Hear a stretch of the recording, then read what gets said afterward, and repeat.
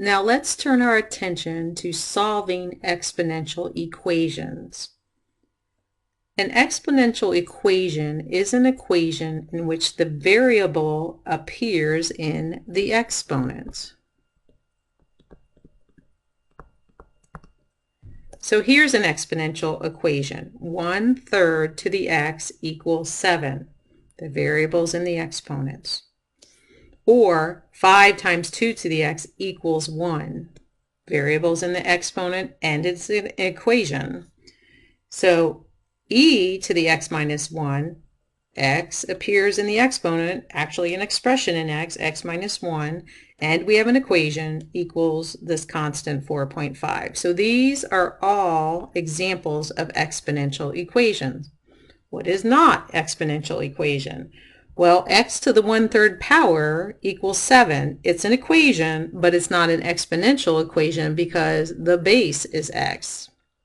Same here, it's just a quadratic equation.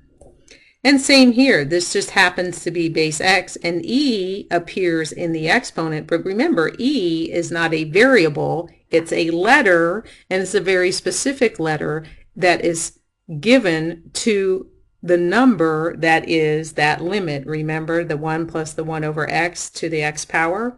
That's what e is. It's not a variable, it's just a special letter for that number. So in order to solve exponential equations, we must bring the variable out of the exponent. We got to get it out of there. How do we do that? Well, one method is to write both sides of the equation with a common base. So we're going to get our number sense back doing these equations. So then we can set the exponents equal to each other and bring the variable out of the exponent. So in other words, this is the truth. This is a fact. If a to the x equals a to the y, then actually x and y have to be equal. So this is a basic beginning approach right now.